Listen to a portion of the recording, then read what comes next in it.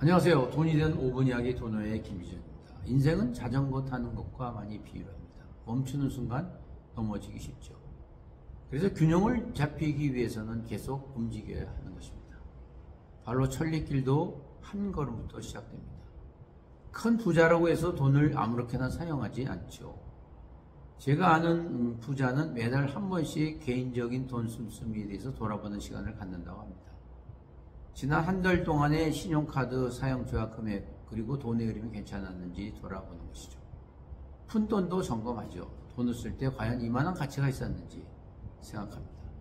돈의 액수와 관계없이 가치를 따지고 하는 것이 진정한 돈의 사용이 아닌가 생각합니다.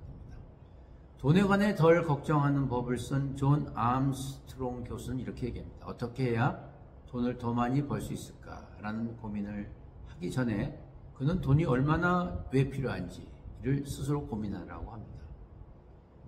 개인 재무 자문가로 유명한 라미 세티는 구글에서 이런 동영상 강의를 했습니다.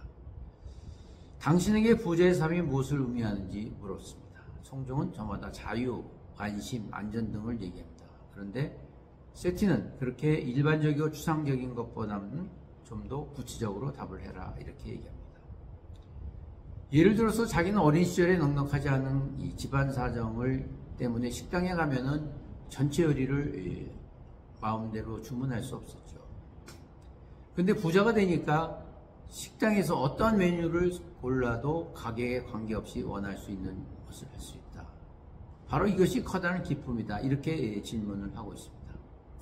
어떤 사람은 아이를 돌봐주는 사람을 두고 자신이 집중하는 일을 하고 있는데 그러나 그것은 가치 정도 차이겠죠. 어떤 사람은 돈을 벌기보다도 자신의 아이를 가르치고 같이 하는 것이 더 돈보다 중요하다고 생각하는 사람이 있습니다. 결국 똑같은 돈을 써도 자신의 이야기를 갖고 있는 사람과 남의 시선에 맞춰 쓰는 것과는 다른 사람이 있죠. 예를 들면 동일한 차를 구매하는 사람이 있다고 칩시오. 한 사람은 어릴 때부터 자동차에 관심이 있어서 꼭 몰아보고 싶은 자동차를 사는 경우죠. 그리고 다른 사람은 내 나이에 또 내 직업에 맞춰서 다른 사람의 눈치를 보면서 사는 차입니다. 어느 사람이 더 행복할까요? 어떤 사람은 커피값을 아껴서 주식이나 저축하는 사람이 있습니다. 또 어떤 사람은 일정 금액을 수입에서 빼서 저축하는 사람이 있습니다.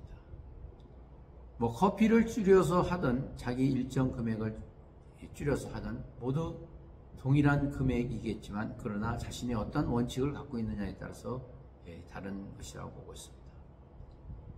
J.L. 콜린스라는 이 개인 투자 전문가는 이렇게 얘기합니다. 번 것보다 적게 써라. 남은 것을 투자해라.